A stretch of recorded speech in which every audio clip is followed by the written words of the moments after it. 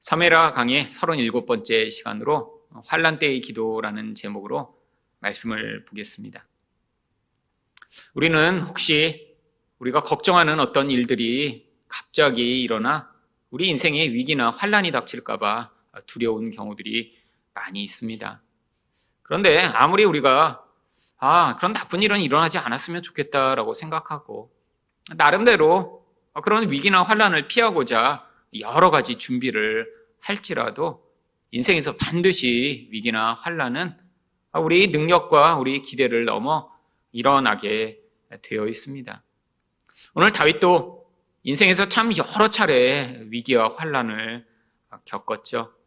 그런데 이제 왕국이 안정되고 모든 것이 평안하다라고 생각했던 바로 그때, 이제와는 비교할 수 없는 가장 큰 환난과 위기가 닥칩니다. 13절 말씀입니다. 전령이 다윗에게 와서 말하되 이스라엘의 인심이 다 압살롬에게로 돌아갔나이다 한지라. 왜 이것이 이전과는 비할 수 없는 큰 위기인가요? 아들이 아버지를 죽이려고 하는 그런 반란이기 때문이죠.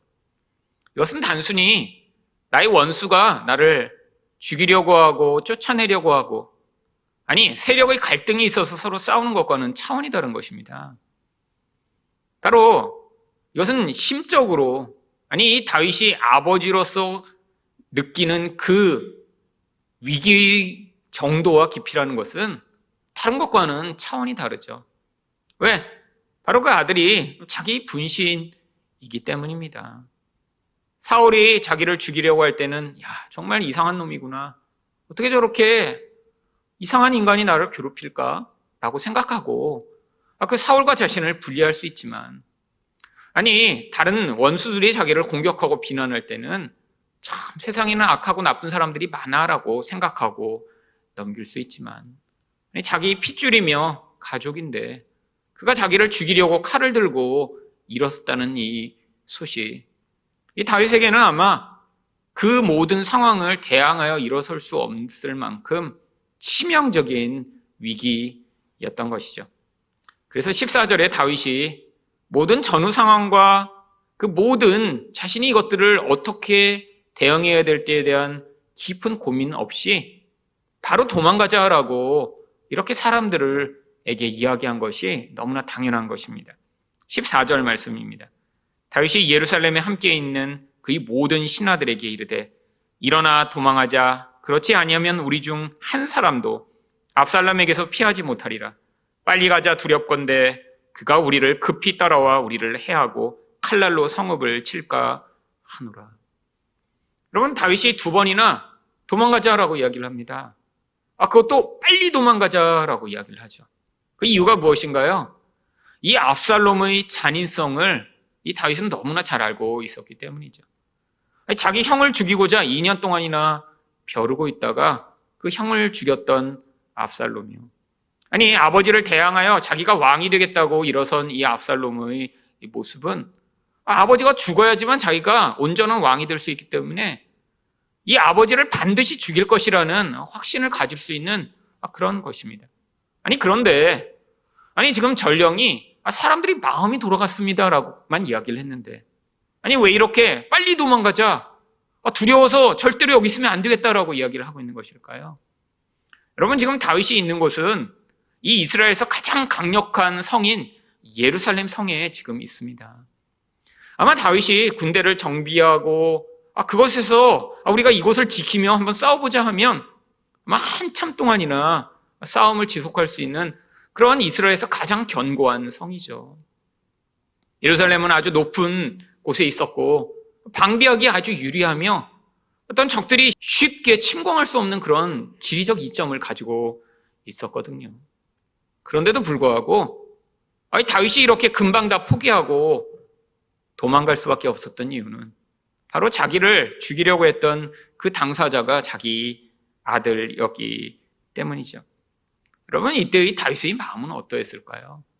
다윗이 고백한 대로 두렵다라고 이야기한 이 두려움에 완전히 사로잡혀 버린 상황입니다. 어떤 두려움인가요? 바로 아들이 아버지를 죽일까 이 죽음에 대한 두려움이죠.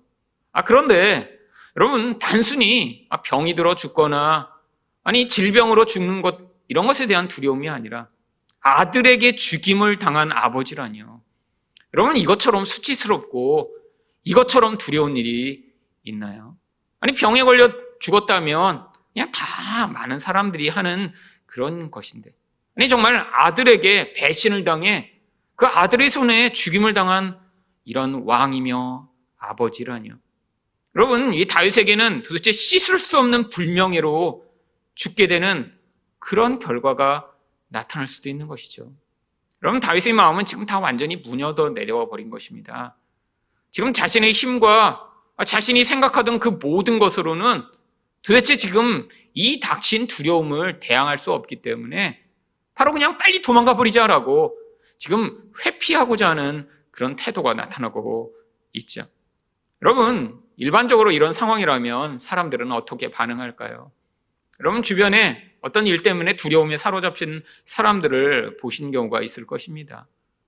많은 경우가 예를 들면 예상치 못했던 그런 심각한 질병이 걸렸다라는 그런 이야기를 들었을 때, 검사해 보니까 지금 간에 큰 종양덩어리가 보이네요 라는 이런 소리를 들었을 때, 여러분, 대부분의 사람들은 충격을 받습니다. 그리고 마비가 돼요. 여러분, 이게 대부분 어떤 자기가 기대하지 않았던 큰 두려움에 사로잡힐 때의 그런 상황이죠. 여러분, 그런데 다윗이 바로 그때 무엇을 하나요? 하나님께 기도를 시작합니다.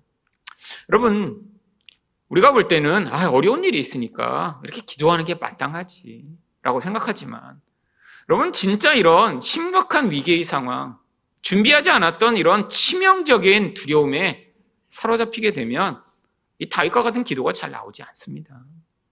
여러분, 우리가 평소에 기도하고 평소에 신앙의 훈련을 해야 되는 아주 중요한 이유가 무엇인가요?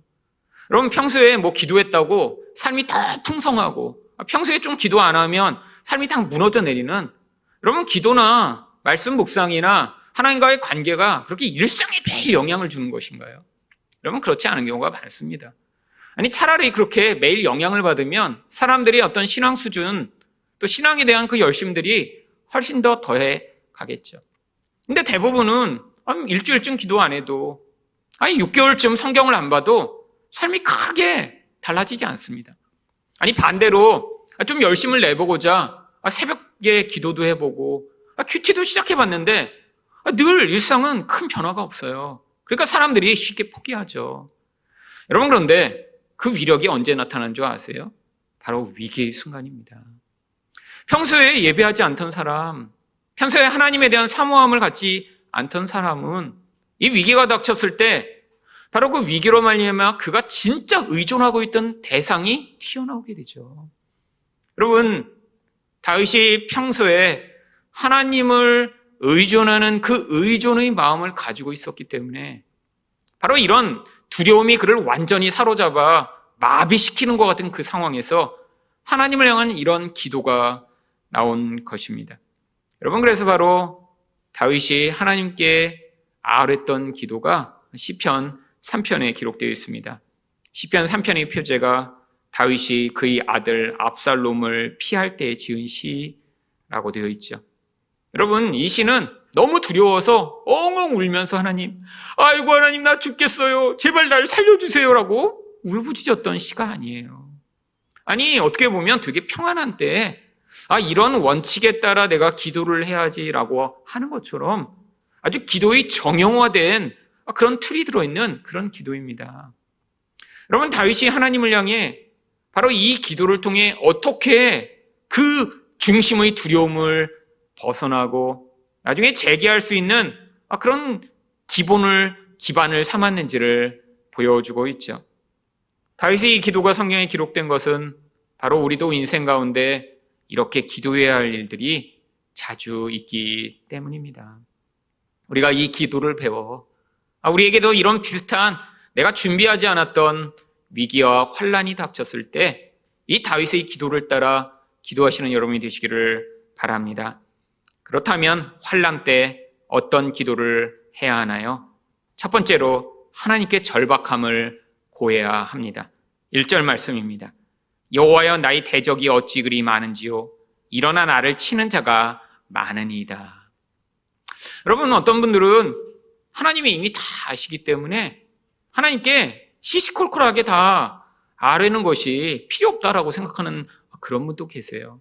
하나님도 너무 내가 이렇게 모든 것들을 아뢰면 불편하고 귀찮아지지 않을까? 이런 생각을 하는 사람들이 있어요. 여러분, 이거는 지금 하나님과 관계가 얼마나 지금 서운한가를 보여주는 대표적인 예입니다. 여러분, 관계가 친할수록 소소한 이야기들을 서로 나누게 되어 있어요. 여러분, 친한 사람끼리는 그래서 대화가 길어집니다. 여러분, 친한 사람과 늘 막 이 나라의 운명에 대해, 하나님 나라의 이런 성장과 성취에 대해 늘 그런 이야기만 하나요? 아니에요. 친할수록 나 이 발톱에 이렇게 뭐가 아픈데 이거 어떻게 하지? 그런 사소한 이야기들. 아침에 뭐 먹었는데 그게 얼마나 맛있었는지 그런 이야기들. 그런 사소한 이야기들을 하게 되죠. 하나님은 우리의 모든 상황에 관심이 있으십니다. 그런데 특별히 이런 위기 상황에서 그 절박한 상황을 하나님께 아뢰야 되는 아주 중요한 이유가 있습니다. 왜냐하면 우리 안에서 그런 하나님을 향해 이 절박한 상황을 아뢰지 아니하면 그 상황에 대한 두려움이 우리를 사로잡아 우리 영혼을 짓누르며 정상적인 판단을 하지 못하게 만들기 때문이죠. 여러분, 이 다윗이 지금 뭐라고 고백합니까? 나의 대적이 어찌 그리 많은지요 일어나 나를 치는 자가 많으니이다. 아니, 언제는 다윗왕 만세, 다윗왕 만세라고 외치던 그 많은 이스라엘 백성들이 지금 다윗을 죽이겠다고 반대하고 있는 상황입니다. 여러분, 근데 이게 평생 처음 경험하는 것인가요? 어려서부터 계속 인생 내내 아주 자주 경험했던 상황이죠. 언제는 다윗이 골리앗을 무찌르자마자 다윗은 만만이요 라고 외쳤던 그 사람들이, 아니 또 금방 다윗이 이렇게 사울에게 쫓겨다니기 시작하자 다윗을 죽이겠다고 쫓아다니며 다윗이 있는 곳마다 찾아다니며 고발하던 그 사람들이 되어버린 이 모든 상황들이요. 아니, 언제는 다윗이 구원자라고 외쳤던 사람들이 또 남과 북으로 나뉘어져 싸울 때는 사울의 아들의 편에 서서 다윗을 대적하던 그런 상황이요. 이제는 다윗 왕이 늙고 힘이 없어지는 것 같으니까 젊고 잘생기고 힘 있는 것 같은 그 아들 압살롬에게 붙어 다윗을 죽이겠다고 하는 이 상황이요. 여러분, 이 상황 가운데 다윗이 그 마음에 있는 이 모든 것들을 고백하지 않는다면 그 두려움이 아마 다윗을 짓누르고 그 영혼을 파괴하게 될 것입니다. 여러분, 사람들이 자기 안에 느끼는 이 모든 상황들을 사실은 왜 누군가에게 속 시원히 털어놓을 수가 없나요? 첫 번째는 이야기를 해도 잘 받아주지 않기 때문이죠. 근데 두 번째 진짜 이유가 있습니다.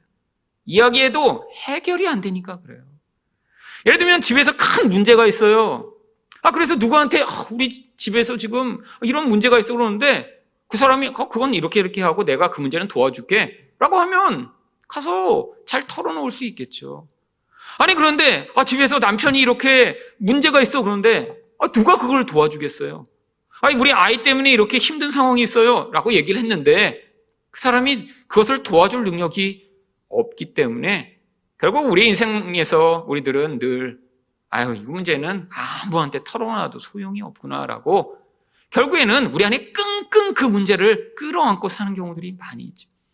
여러분, 근데 이 모든 문제들을 우리가 이렇게 털어놓지도 못하고 나 혼자 그 문제를 품고 있으면 어떤 결과가 나타나나요? 결국 마음이 상합니다. 영혼이 짓눌리게 되죠. 여러분, 그런데 지금 다윗은 왜 하나님께 이 문제를 털어놓죠? 그냥 자기가 속상하다고 하나님 앞에서 그냥 불평불만을 쏟아내고 있는 것인가요? 아니에요. 여러분, 다윗은 믿음이 있기 때문에 하나님께 가서 이 이야기를 하는 것입니다. 여러분, 다윗은 그 인생 가운데 그 은혜를 경험했어요.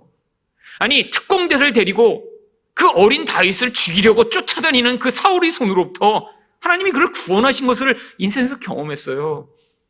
여러분, 도저히 불가능한 것 같은 그 모든 블레셋의 위협으로부터 그를 구원하여 이스라엘의 왕으로 하나님이 약속하신 대로 세우신 것을 경험했어요. 지금은 평안한 상황이었지만 인생 가운데 경험했던 그 하나님의 은혜를 그가 기억하며 하나님, 이렇게 많은 대적들이 나를 죽이려고 합니다 라고 하나님께 고백하게 된 것이죠. 여러분, 그런데 원수들이 지금 이 다윗을 공격하면서 다윗을 지금 두렵게 하는 그 핵심적인 이야기가 뭔 줄 아세요? 바로 2절입니다. 많은 사람이 나를 대적하여 말하기를 그는 하나님께 구원을 받지 못한다 하나이다. 야, 너는 죽을 거야. 사울이 이길 거야. 너는 왕이 되지 못할 거야. 뭐 이런 얘기가 아니라는 거예요. 아니, 다윗이라는 인간, 야, 좀 얼마나 악질이길래 이렇게 하나님을 믿는다고 그러는데 저런 인간은 하나님이 구원하시지도 않아. 아니, 얼마나 하나님의 미움을 받으면 저렇게 어려움과 고통이 많아? 여러분, 지금 다윗이 무엇을 사람들이 흔들고 있는 거죠? 믿음을 흔들고 있는 것입니다. 여러분, 인생 가운데 닥치는 환난의 본질이 바로 여기에 있어요. 여러분, 인생에서 우리가 환난을 당할 때 그 환난의 문제는 진짜 근원적인 기반은 단순히 돈 문제, 사람 문제, 건강 문제가 아니라는 거예요. 여러분, 마귀가 단순히 돈 문제, 사람 문제, 건강의 문제라면 단순히 그것을 가지고 계속 집요하게 공격하겠죠. 여러분, 근데 마귀가 진짜 공격하고 싶은 것은 그런 것이 아니라 우리 안에서 하나님에 대한 신뢰를 무너뜨리려고 하는 것입니다. 여러분, 왜 환난이죠? 인간의 힘으로 해결할 수 없으니까 환난이죠. 여러분, 내가 가진 내 힘, 내 지혜, 내 능력으로는 도대체 해결이 안 돼서 환난인 것입니다. 그러니까 마귀가 무엇을 공격하려고 하냐면 바로 우리의 하나님에 대한 믿음을 흔들어서 야, 그래, 맞아. 나 같은 사람은 하나님이 사랑하시지 않는 것 같아. 하나님이 나를 버리신 것 같아. 기도해서 뭐 하겠어? 지난 10년간 기도했는데도 하나님이 하나도 안 들어주셨잖아. 이런 절망이 끊임없이 빠지게 만드는 거예요. 여러분, 하나님에 대한 이런 믿음을 우리가 다 잃어버리면 하나님이 내 기도에 응답하시지 않아. 나는 기도해도 하나님이 나를 들어주신 적도 없는 것 같아 라고 하나님과의 관계를 깨트려서 우리를 완전히 고립시키고자 하는 것이죠. 여러분, 이게 바로 영적 위기입니다. 여러분, 건강은 여러분 약해질 수 있어요. 그런데 다시 회복될 수 있습니다. 돈이요? 돈 때문에 환난과 어려움을 당하다가 다시 돈 회복될 수 있죠. 관계도 마찬가지입니다. 세상의 모든 것들 죽음이 아니라면 반드시 회복이 가능합니다. 여러분, 그런데 결국 그렇기 때문에 이런 상황적으로 우리가 위기를 당하는 것, 이게 진짜 위기와 환난이 아니라는 거예요. 진짜 위기와 환난은 무엇인가요? 이런 상황의 어려움을 통해 마귀가 우리 믿음의 근원을 뒤흔드는 것입니다. 하나님을 믿지 못하도록, 위기를 당해도 하나님께 나아가지 못하도록, 자포자기하고 포기하도록, 영적으로 완전히 고립돼서 그 영혼의 절망과 고통을 안고 그냥 그대로 무너져 내리도록이요. 여러분, 그래서 환난할 때 우리는 우리 마음에 자꾸 절망이 찾아오고 우리 마음 가운데 내가 기도해도 안 되잖아 라는 마음이 들려고 할 때마다 이건 마귀의 시험이지. 마귀가 바로 이거를 공격해서 내가 하나님과 분리되고 하나님과 관계가 깨뜨리고 그래서 절대로 하나님을 찾지 못하도록 만들려고 하는 것이지 라고 기억하며 하나님 앞에 나아가야 합니다. 여러분, 사람들은 자기 문제를 해결해 줄 대상을 늘 찾습니다. 여러분, 요즘 이렇게 청와대 게시판에 이렇게 청혼을 하는 사람들이 아주 많이 있습니다. 여러분, 저도 어쩌다 보면 이렇게 누가 이 청혼해 주세요 보면 이건 정말 가서 꼭 청혼해야 되겠는데? 라고 하는 게 있으면 가서 청혼을 해요. 어떤 게 주로 그런가요? 지금 사회의 법과 질서로는 도대체 해결받을 수 없을 것 같은 그런 아주 절박하고 더 강력한 힘이 개입되어 것 같은 그런 상황이요. 여러분, 그런데 여러분, 왜 사람들이 거기에 가서 어떤 청원은 막 100만 명, 200만 명씩 청원을 할까요? 이 사회의 체제로는, 법과 질서로는 해결이 안 될 것 같으니까 더 강력한 힘이라고 여겨지는 대통령의 힘을 빌리고자 하는 것이죠. 또 이 시대에는 대통령이 사람들이 그런 청원이 막 있으면 기존의 법과 질서를 뛰어넘어 더 강력한 어떤 조치를 취할 것처럼 제스처를 취하니까 사람들이 야, 이것도 얘기하고 저것도 얘기하면 들어줄 것 같아. 여러분, 근데 진짜 환난은 그런 일들로 해결되지 않는 게 환난입니다. 아니, 대통령이 해결될 수 있는 문제가 이 세상의 모든 문제인가요? 솔직히 대통령이 해결할 수 있는 문제보다 해결할 수 없는 문제가 훨씬 더 많아요. 여러분, 특별히 하나님의 백성의 인생 가운데 아무리 대통령이 자기 친구며 대통령이 자기를 도와주려고 애를 쓰더라도 해결할 수 없는 문제가 반드시 닥치게 되어 있습니다. 왜죠? 이 위기와 환난의 본질은 영적이기 때문이죠. 여러분, 하나님은 이 모든 상황 가운데 마귀는 우리의 믿음을 흔들며 우리가 하나님과의 관계가 깨진 채로 고통하며 살아가기를 원하지만 오히려 하나님은 이 과정을 통해 하나님만이 유일한 우리의 힘과 도움이 되심을 우리가 믿는 자가 되도록 만드시고자 이 과정을 사용하시는 것이죠. 여러분 마음 가운데 어려운 일이 닥쳤을 때 하나님에 대한 이런 불신이 싹트고 있다면 정말 이게 하나님이 허락하셔서 오히려 이 과정을 통해 나의 믿음을 세우시고자 하는 과정이라는 사실을 여러분이 깨달으셔야 합니다. 오래전에 저희 집이 망했을 때도 제 마음에 가장 저를 힘들게 만들었던 게 집이 망해서 힘들어졌던 게 아니에요. 아니, 우리 부모님도, 우리 가족이 전부 이렇게 열심히 기도하며 신앙적으로 정말 하나님이 도우심과 은혜를 사모하며 이렇게 반응했는데 결과가 이거야? 여러분, 그랬더니 제 마음 가운데 끊임없이 아무도 이야기하지 않았는데 드는 생각이 무엇이었냐면 하나님이란 분이 정말 계신가? 그런데 저도 오랫동안 신앙생활을 하면서 여러 가지 신비한 경험과 은혜의 체험들이 있었어요. 그러니까 하나님은 계신 것 같아요. 근데 마음에 어떤 생각이 그때 들었냐면 사실은 마귀랑 하나님이랑 같은 편일지도 몰라. 이렇게 하나님은 좋은 것처럼 얘기를 한 다음에 그 다음에 결국에는 하나님을 믿는 사람들이 이렇게 고통하게 만들어서 그거를 즐기는 이런 악취미를 가지고 있는 이상한 존재가 하나님이 아닐까?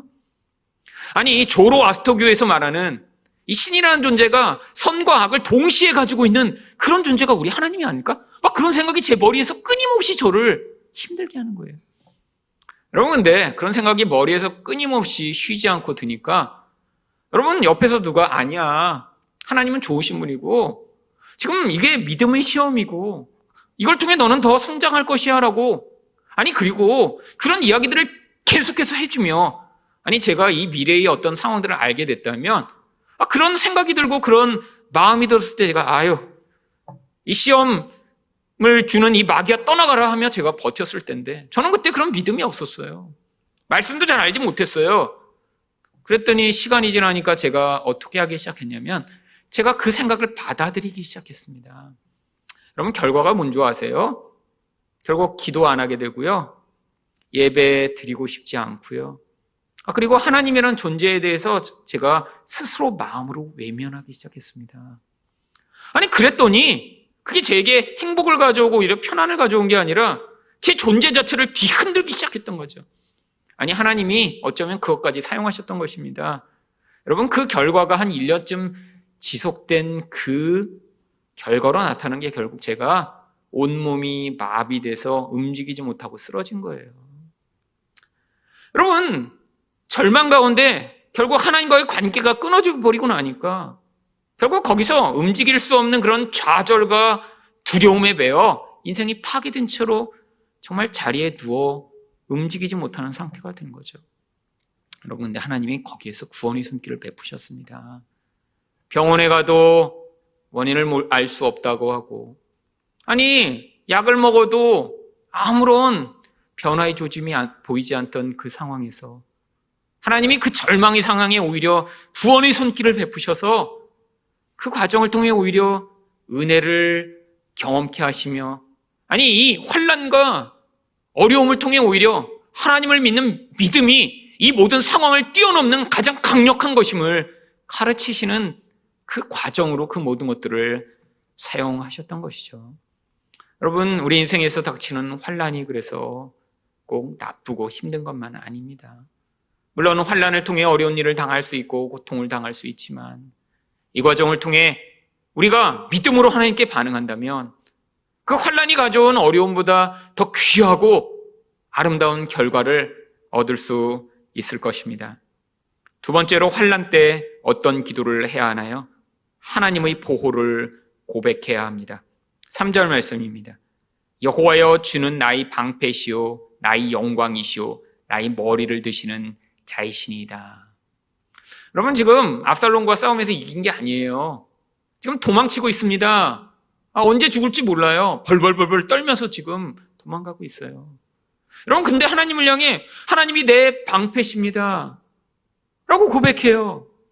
여러분, 영어 성경에 제가 예전에 정말 마음이 너무너무 힘들고 어려울 때, 저희 집이 망했고 이제 그 이후에 제가 이렇게 회복돼서 모든 상황들이 이제 영적으로는 회복되었지만 상황적으로는 회복되지 않았을 때, 이 시편 3편으로 참 많이 은혜를 받았던 부분이 바로 이 부분입니다.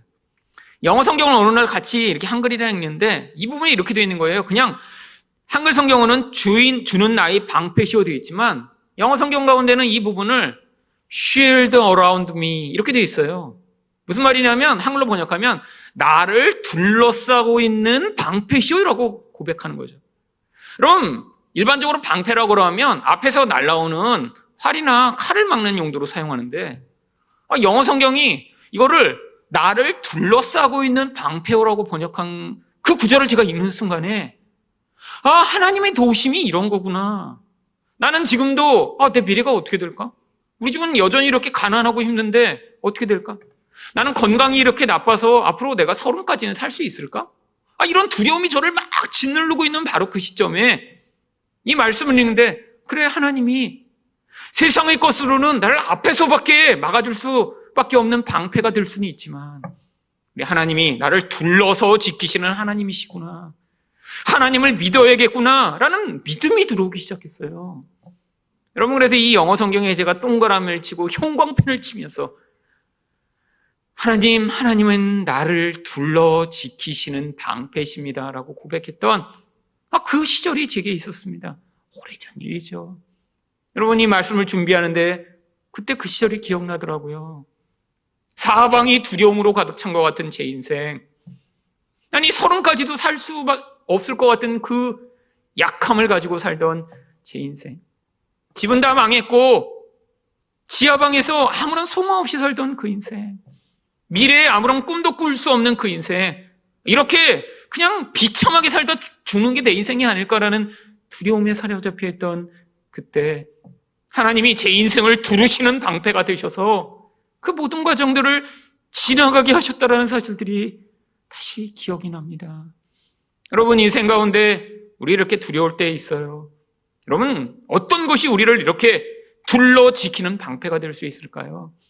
우리 인생에서 가지는 여러분 능력, 내가 알고 있는 많은 능력 있는 사람들, 내가 쌓아놓은 돈, 방패가 되죠. 근데 그 방패는 한 면을 지키는 방패일 뿐입니다. 돈으로 하나는 막아도 다른 건 막을 수 없을 때 많아요. 여러분, 하나님만이 우리를 둘러 지키시는 방패세요. 하나님을 믿어야 합니다. 여러분, 하나님을 믿지 못하면 우리는 결국 무엇인가 다른 두려움에 매어 살아가게 되어 있죠. 여러분, 근데 이 두려울 때 문제가, 이 두려움이 우리 안에서 다른 감정들을 불러일으킨다라고 하는 것입니다.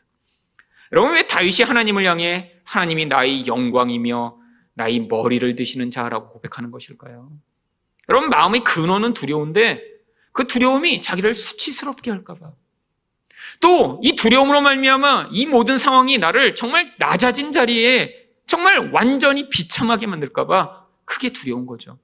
여러분, 그래서 지금 다윗이 고백하는 거예요. 하나님, 내 마음은 지금 너무너무 두려워서 이 수치가 계속될까 봐 두려워요. 이렇게 지금 비참하게 됐는데 이 비참한 상황이 회복되지 않을까 봐 너무 두려워요.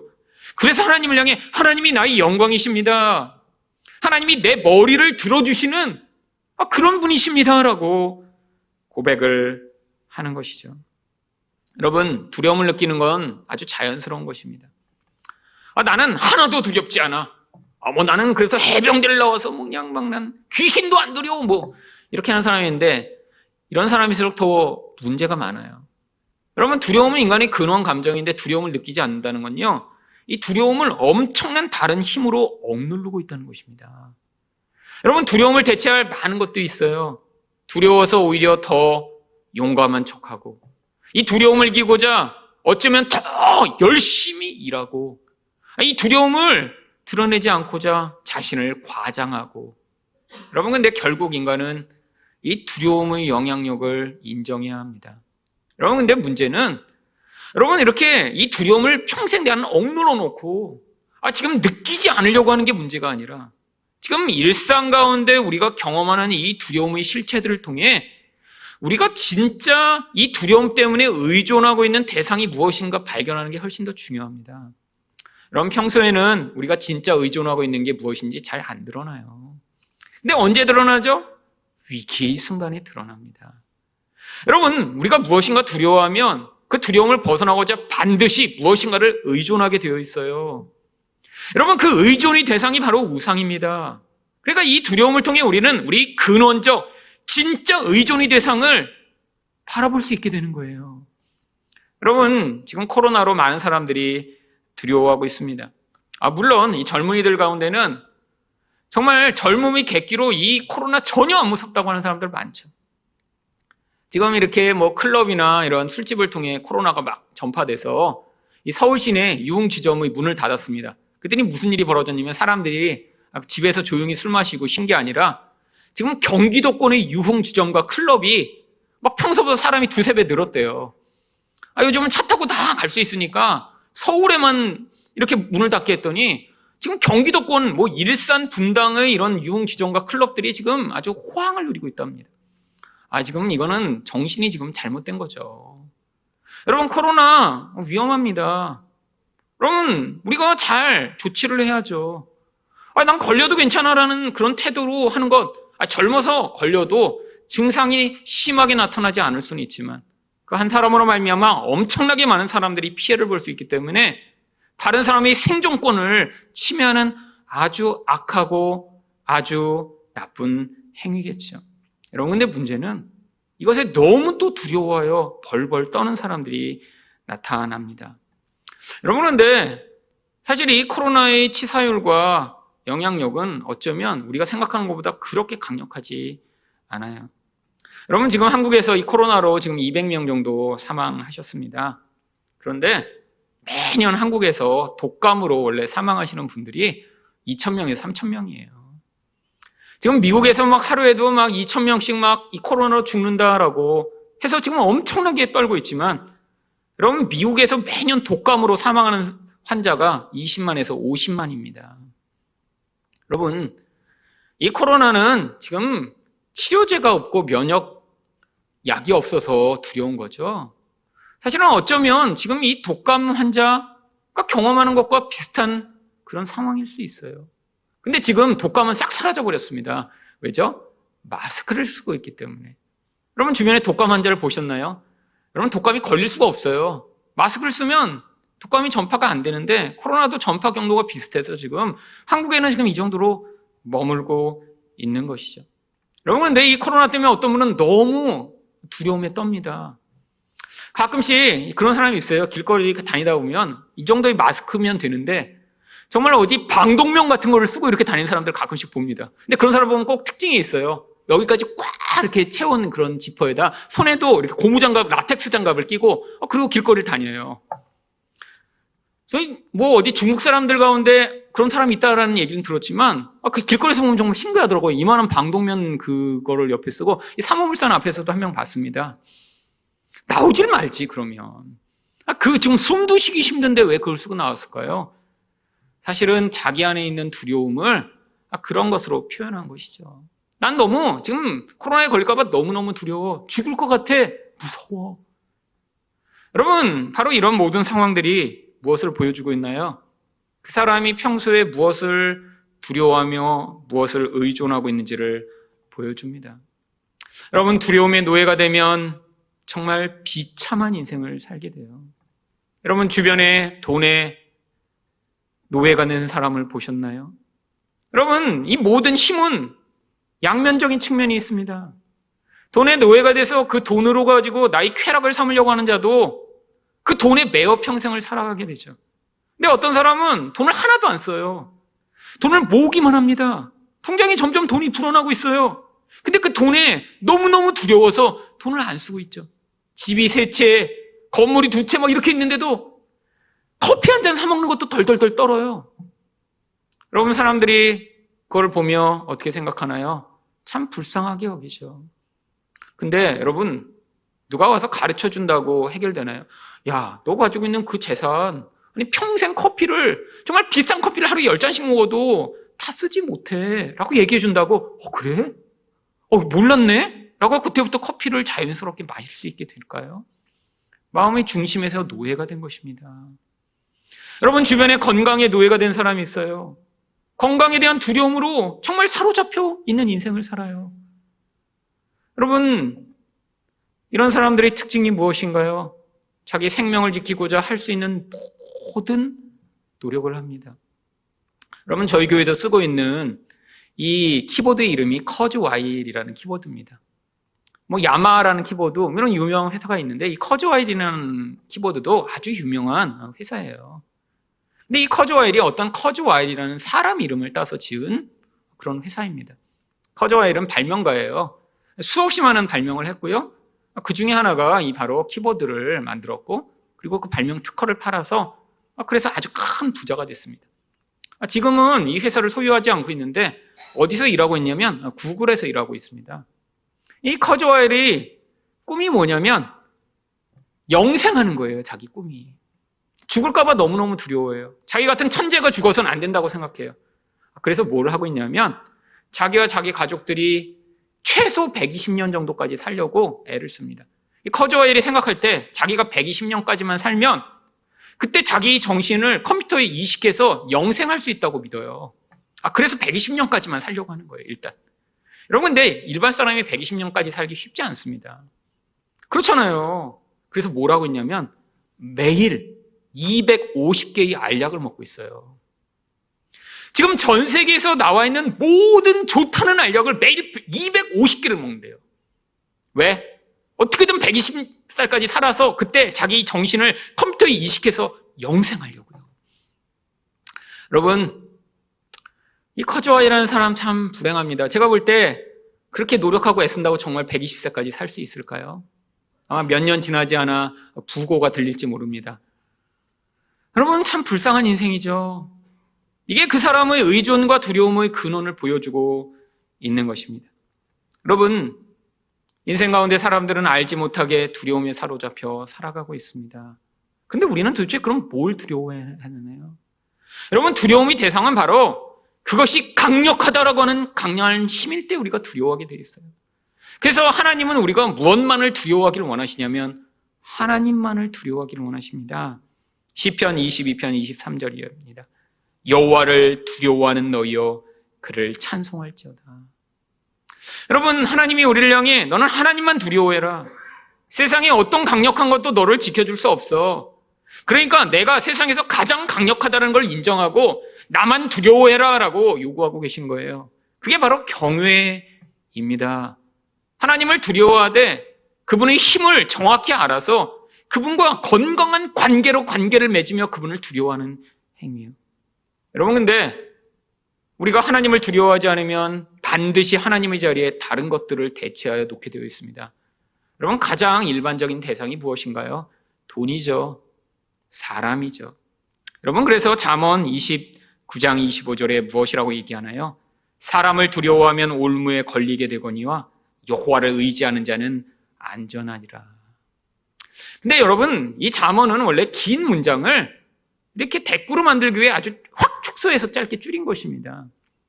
이 문장의 원래 문장은 이거보다 훨씬 길어요. 앞뒤에 같은 부분을 빼버린 거예요. 여러분, 그 다음에 제가 그래서 이 빠진 부분들을 하나의 문장으로 만들었습니다. 그럼 어떻게 되는 줄 아세요? 사람을 두려워하여 의지하는 자는 올무에 걸려 위험하게 되거니와 여호와를 두려워하여 의지하는 자는 위험을 피하여 안전하리라. 원래는 이런 긴 문장인데 앞뒤에 똑같이 두려워하여 의지하여 위험하여 이렇게 같은 게 반복되니까 잠언에서는 앞뒤에 비슷한 것들을 하나씩 빼버리고 생략시켜서 축약시킨 거예요. 무슨 이야기입니까? 하나님을 두려워하지 않으면 반드시 사람을 두려워하고 그 두려워하는 대상을 의존하다가 어떻게 된다고요? 올무에 걸려서 위험하게 된다고요. 근데 하나님을 두려워하는 자만이, 그래서 하나님을 의존하는 자만이 어떻게 돼요?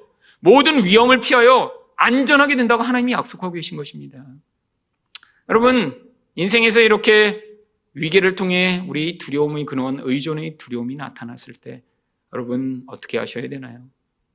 우리가 진짜 믿고 있는 대상이 무엇인가를 그때 발견하셔서 하나님, 제가 이렇게 예배도 열심히 드리고 이렇게 제가 성도라고 늘 생각하며 살았지만 제가 진짜 의존하고 두려워하는 대상이 하나님이 아닌 이 영역에 대해 하나님, 제가 그 영역까지 하나님을 온전히 두려워하며 하나님을 믿을 수 있는 믿음을 달라라고 기도하시는 여러분 되시기를 축원드립니다.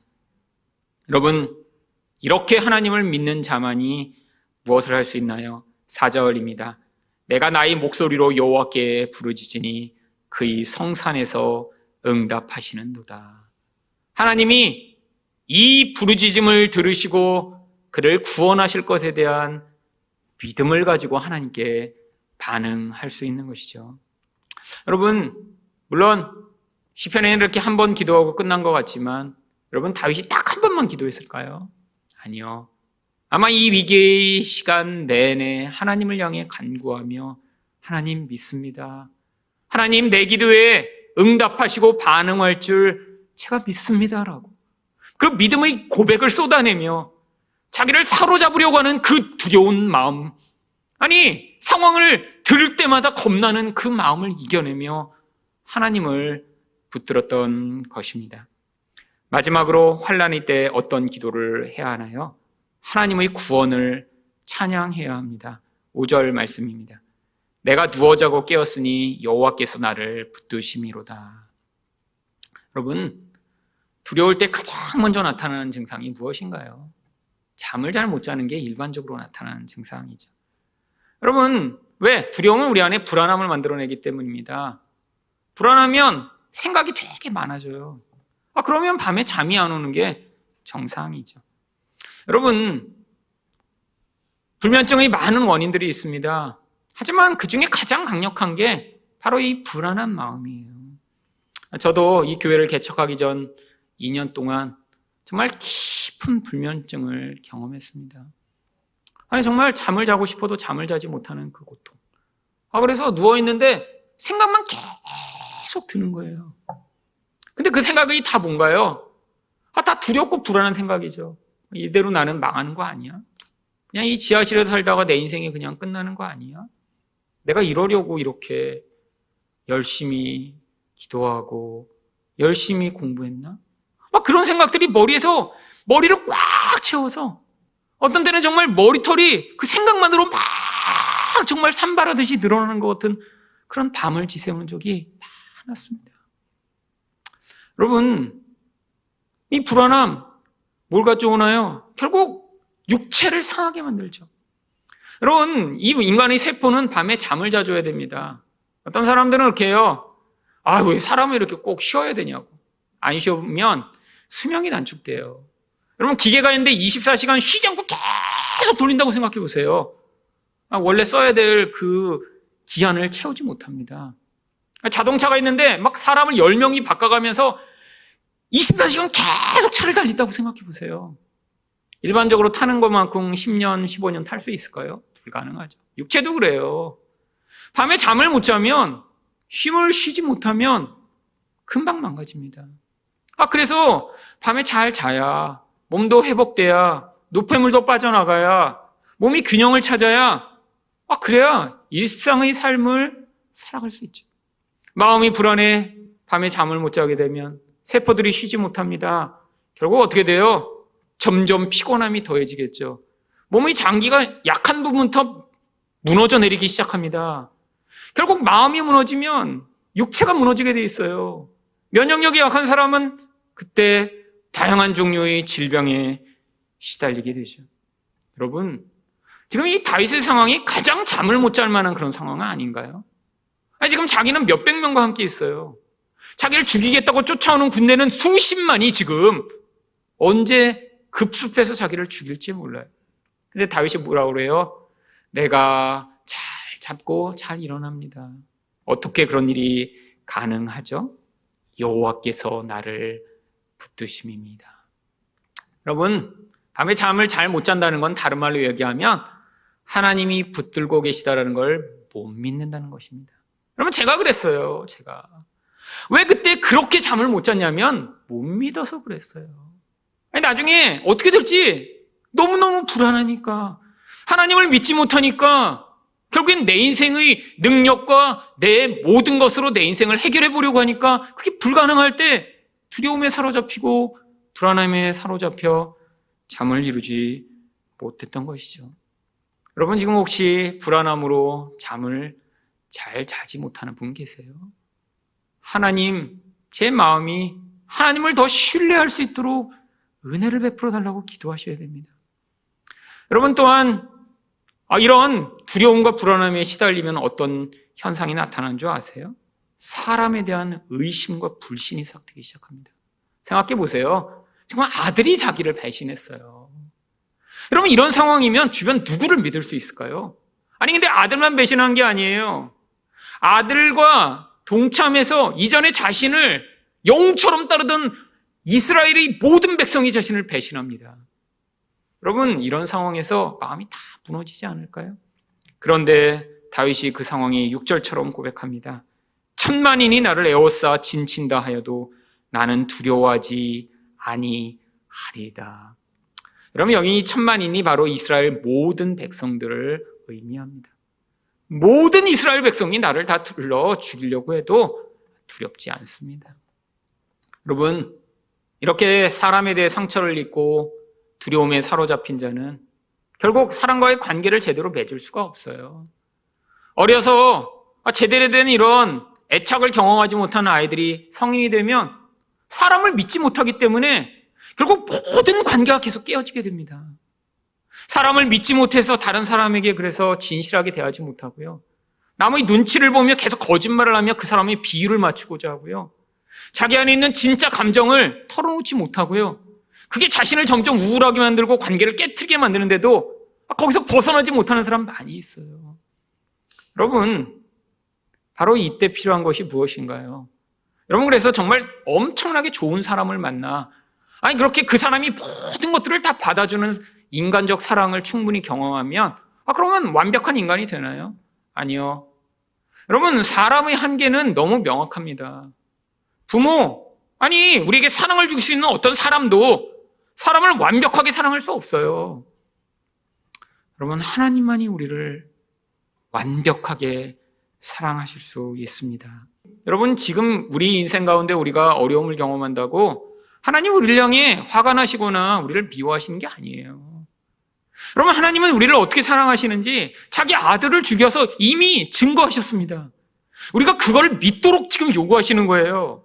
내가 너를 사랑하는 게 지금 너가 모든 상황이 잘 안 되고 네가 계획한 게 틀어지고 너희 인생에서 네가 원하는 일이 잘 안 이루어진다고 내가 너를 향해 지금 화가 나거나 너를 미워하는 게 아니야. 내가 너를 어떻게 사랑하는지 이미 내 아들을 죽여 다 증명했으니까 그걸 믿고 너희 인생에 어떠한 환난과 위기가 오더라도 내가 너를 붙들고 있음을 끝까지 신뢰하며 따라오렴이라고 우리에게 말씀하고 계신 것입니다.